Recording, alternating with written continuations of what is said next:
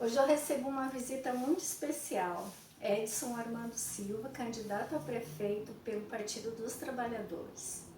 Por acaso, é também meu irmão, com quem eu convivo há 50 anos. Então, com muita tranquilidade, eu queria discutir com ele um pouco o que o Partido dos Trabalhadores pode fazer de diferente para o povo de Ponta Grossa e qual é a nossa proposta de cidade. Joseli, o Partido dos Trabalhadores tem um estilo de gestão. Nós já governamos essa cidade e promovemos uma série de transformações. A revolução na educação começou no governo PT. A revolução da assistência social, com atividades no contraturno, tirando as crianças das ruas, que naquela época eram muito comuns. Eu me lembro do projeto Catavento. Exatamente. Fez uma baita de uma diferença na cidade. A característica dos governos do PT é cuidar das pessoas, promover distribuição de renda e atender principalmente aquelas que mais precisam. Vale para o governo municipal e valeu para os governos nacionais. O PT também foi governo federal. E em Ponta Grossa promoveu investimento nas pequenas e médias empresas através do BNDES, promoveu a universalização do acesso à saúde no primeiro impacto, que é o impacto do posto, com os médicos cubanos, garantiu remédio para todas as pessoas. Então, esse estilo de você governar pensando nas pessoas é o estilo do PT. E é esse estilo de governo que nós queremos voltar a ter em Ponta Grossa. Então, quando você explica que as pessoas, todos os outros projetos que vêm para melhorar a qualidade de vida, a gente não pensa na economia, pela acumulação, mas a gente pensa na economia para promover emprego e dignidade, para as pessoas serem felizes. Exatamente. Economia não é só um registro contábil, crescemos tanto no PIB. O que adianta você crescer um monte no PIB se essa riqueza fica acumulada na mão de poucas pessoas? A economia tem que estar a serviço da população e não o inverso. As pessoas não têm que ser escravas da economia. A economia tem que promover crescimento, mas crescimento de renda distribuído no conjunto da população. Isso tem que ser feito através da prefeitura, tem que ser feito através do governo. Sim, porque é como se fosse o Estado, ou que é o poder público municipal, ele tem que assumir a organização da cidade. Né? Tem que existir um planejamento para que todas essas ações se revertam para a população. Né? E qual o que a gente percebe que Ponta Grossa cresceu muito, né, Edson? Sim.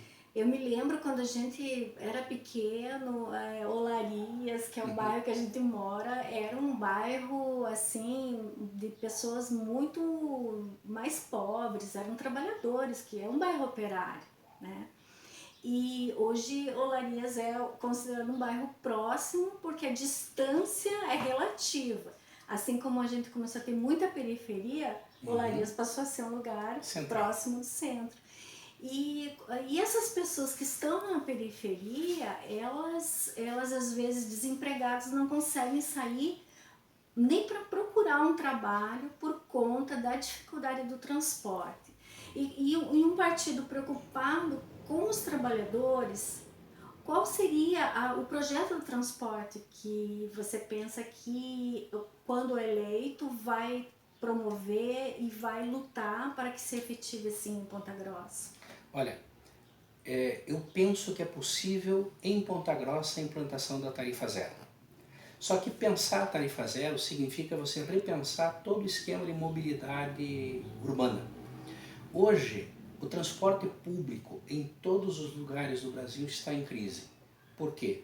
Novas tecnologias trouxeram novas alternativas que acabaram tirando o público, que era uma espécie de monopólio do transporte público coletivo, e o regime tarifário passou a concorrer com essas outras formas, concorrer e perder. Sim, porque hoje a gente tem o Uber, hoje a gente tem as vans que concorrem, ou seja, você não tem um único modelo daquele ônibus grandão que a gente tinha exatamente.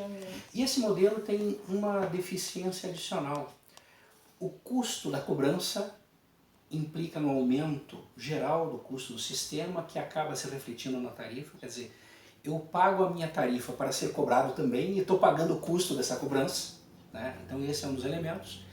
E você fiscalizar a tarifa é algo extremamente complexo, porque você está dando simultaneamente um monopólio para uma empresa e a capacidade dela cobrar de maneira monopolista, quer dizer, as pessoas não têm outra alternativa que precisam do transporte público, a não ser pagar isso. E a prefeitura tem pouco controle sobre a estrutura de custos da empresa e sobre o resultado do caixa da empresa, porque acaba sendo uma caixa preta. Então esse a modelo tem qualidade que ser do serviço substituído. oferecido? E a qualidade ainda é possível você medir, Aham. né? Porque a qualidade é visível. Agora, até onde você vai com as linhas de ônibus para atender uma comunidade mais distante? Ponta Grossa tem um problema adicional, é que a especulação imobiliária acabou levando os novos loteamentos para a periferia mais distante. Isso aumenta muito o custo do sistema geral. Então eu penso que é possível você implantar a tarifa zero repensando o conjunto do sistema. A cobrança ficaria mais simples, você pode simplesmente pagar medindo a qualidade do sistema e a quilometragem rodada, a fiscalização fica mais fácil e o sistema de transporte público deixa de concorrer com outras formas de mobilidade que passam a ser complementares. Então você pode estabelecer uma experiência que Porto Alegre tem, que ela chamava taxi-lotação, quer dizer Uber Van, complementando... Muito interessante essa experiência de Porto Alegre mesmo. Complementando o sistema público e garantir um eixo estrutural gratuito que a população pobre, que hoje está jogada na periferia, teria mobilidade para a busca de trabalho e renda. Então, para uma cidade que, de maneira absolutamente não fraterna e não solidária, jogou os pobres para a periferia, essa cidade tem obrigação de encontrar alternativas de uma vida digna para essa população que está lá. Muito interessante a gente pensar que quando a gente olha a cidade não é só uma máquina para produção, né? Mas a cidade é onde a gente vive. E uma das nossas vivências, né, Edson, foi 30 anos de universidade.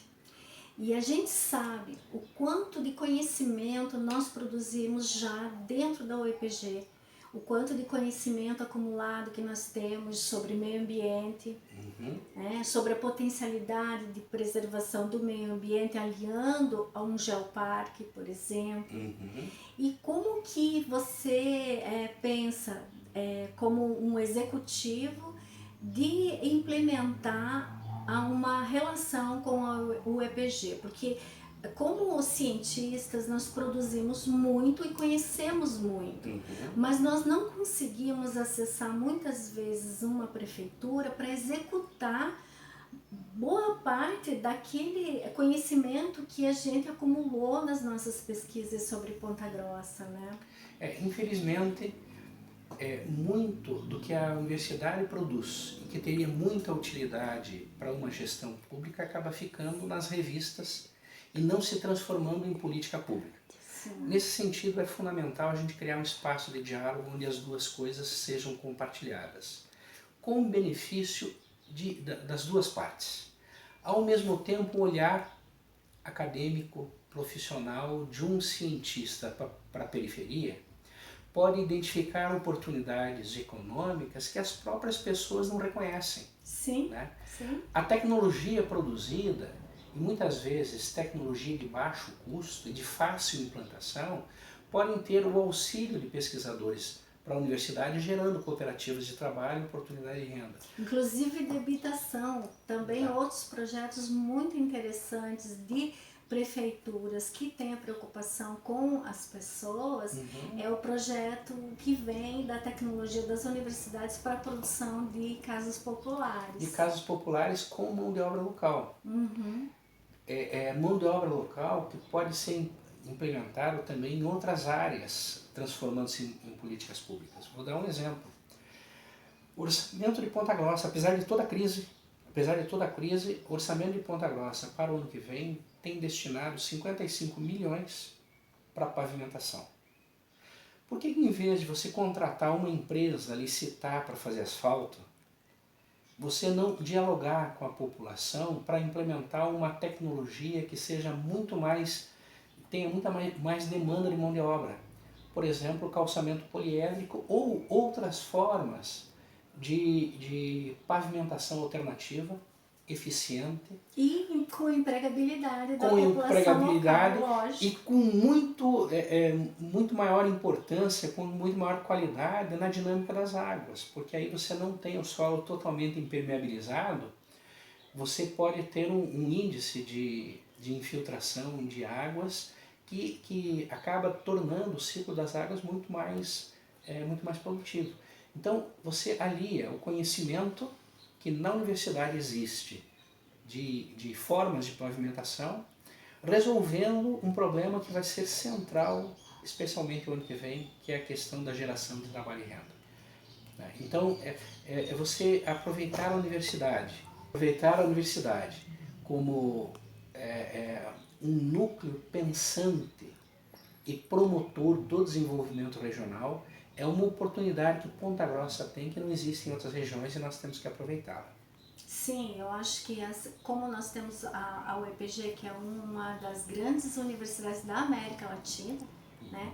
Eu não consigo entender por que nós temos essa dinâmica de produzir tanto conhecimento pouco aproveitado pelo poder público, né? Alguns governantes do passado não conseguiram enxergar a universidade e pensar a universidade apenas do ponto de vista mais básico, né? Produção e formação de profissionais para o mercado, por um lado, campo de estágio, aproveitando, digamos assim, a capacidade da universidade de fornecer estagiários como mão de obra barata, que são elementos importantes. Melhor que haja isso do que não haja, né? Mas eu acho que a universidade pode ser muito melhor aproveitada, não pela universidade, mas uma cidade que tem uma universidade como centro de produção de conhecimento é uma riqueza que ela tem que aproveitar. A universidade tem que ser pensada para resolver os problemas de geração de trabalho e renda, distribuição de renda, melhoria na capacidade da gestão administrativa da própria prefeitura, revendo os seus processos, a sua forma de agir para que ela possa agir com mais eficiência, com mais produtividade, integrando tecnologia na gestão. Os aplicativos que podem ser a solução para muitas áreas da universidade, os aplicativos que podem ser a solução para muitas áreas da prefeitura e da cidade, podem ser desenvolvidas na universidade. Então, na universidade a gente tem sentido bastante o descrédito na ciência. Por outro lado, essa pandemia mostrou que o conhecimento é importante para melhorar a vida das pessoas. A ciência não é algo que está dentro da universidade, mas a universidade está a serviço da ciência, que promove qualidade de vida, que promove saúde. E a saúde, ela é uma das maiores preocupações das pessoas quando você quer cuidar da família, né? É a mãe que se preocupa com aquele filho doente, alguém mais velho da saúde que você precisa levar. Como que o PT, o Partido dos Trabalhadores, né, tem de experiência acumulada e como que ele vai executar uma nova perspectiva de saúde que hoje está tão difícil em Ponta Grossa? Olha, vamos lembrar que o PT participou do movimento que instituiu o SUS, ainda no governo Fernando Henrique Cardoso. Toda a política de saúde do PT envolve o fortalecimento da saúde pública. E nós vimos que, se não houvesse o SUS, nessa época de pandemia, nós estaríamos vivendo uma crise muito mais profunda. Apesar disso, nós podemos dizer que a saúde vai ser um dos principais desafios para a próxima gestão por várias razões. Em primeiro lugar, aquilo que nós já tínhamos evoluído atendendo, por exemplo, com o médico nos postinhos, regrediu. Exatamente, o discurso do radical do Bolsonaro e ideológico do Bolsonaro acabou afastando e quebrando as pernas do programa Mais Médicos que estava resolvendo o problema de atendimento básico, aquele atendimento inicial. Principalmente nas regiões mais distantes, né, que muitos médicos não queriam, né, Exatamente. participar. Em Ponta Grossa nós perdemos 60 médicos, que faz uma baita de uma diferença. Muita diferença na periferia. Exatamente. Então veja, isso se agravou ainda mais com a pandemia. Porque como todo o sistema de saúde passou a focar na pandemia, todos os atendimentos e procedimentos e cirurgias e exames eletivos acumularam. Né? Então nós vamos ter que fazer um mutirão para começar a regularizar a situação. E nesse ponto a universidade pode ajudar, porque sabe-se que nos municípios onde você tem faculdade de medicina, a qualidade da saúde pública é melhor, porque você tem, em primeiro lugar, um núcleo pensante nos procedimentos. Em segundo lugar, você pode implantar residência médica voltada à saúde pública. Em segundo lugar, você tem uma mão de obra de estudantes mais avançados, de quinto, sexto ano de medicina, que podem atuar já com grande competência em projetos de extensão. E eu quero lembrar aqui que projetos de extensão e bolsas que a prefeitura pode fornecer não entram no limite prudencial. Estágio entra, mas bolsa de extensão não entra. Ou seja, alarga a possibilidade de investimento da prefeitura. Exatamente, e você tem essa mão de obra disponível, né? E você tem profissionais qualificados para você pensar. Então veja, o prontuário eletrônico já está implantado há mais de 5 anos, mas ele não tem sido usado em todo o seu potencial. O prontuário eletrônico não está na mão do agente comunitário de saúde. Não tem gerado um grande banco de dados que profissionais da universidade podem analisar para dar mais efetividade aos protocolos médicos e a identificar as áreas onde a atuação da prefeitura pode ser mais produtiva na resolução do problema geral. Então eu acho que o aproveitamento do potencial existente em Ponta Grossa ajuda a resolver os vários problemas que nós temos, inclusive o problema de saúde, apesar da complexidade desse tema. E assim, como que a gente pode fazer uma parceria entre o executivo e o legislativo? Esse é um dos elementos. Eu tenho me perguntado por que esse potencial não tem sido utilizado até hoje. Me parece que os governantes não identificaram esse potencial justamente por falta de vivência dentro da universidade. E nesse sentido, um vereador dentro da Câmara de Vereadores, mas que esteja atenta ou atento ao que a universidade pode oferecer, pode ser uma voz a partir do qual diversos projetos possam ser implementados. Alguns deles, eventualmente, inclusive a partir da Câmara de Vereadores. Há pouco tempo atrás, nós, através do museu, tivemos contato com a Câmara de Vereadores de Castro, que se responsabilizou pela guarda de documentos históricos. Olha que lindo, né? Por quê? Porque justamente documentos históricos, no passado o município era a Câmara de Vereadores. Né? Você não tinha a figura do prefeito, mas você tinha a Câmara dos Homens Bons. Sim. No passado, e aí a Câmara de Vereadores chamou a si a responsabilidade da guarda da memória daquela população. Essa e outras iniciativas também podem ser produzidas dentro da Câmara de Vereadores. Além do papel de legislar, apontar caminhos e verificar na fiscalização dos contratos feitos pela prefeitura quais os contratos poderiam ser melhor atendidos pelas nossas universidades. Muitas vezes o caminho mais eficiente não é você terceirizar serviços. Eu acho que nós temos dois caminhos que podem tanto economizar recursos como dar melhores resultados a médio e longo prazo. Aproveitar melhor o nosso funcionalismo público, levando-os a gerir o sistema, o funcionário público não só como mão de obra, mas como gerente, como gestor, como protagonista das políticas públicas. Como responsável pela qualidade de vida do povo. Exatamente. Que serve, né?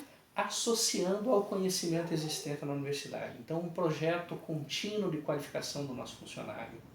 a discussão dos mais modernos métodos de gestão nas mais diversas áreas, saúde, educação, gestão de resíduos sólidos, esse conhecimento na universidade, associado a um funcionalismo público aberto a recepcionar novas tecnologias e agir com mais produtividade.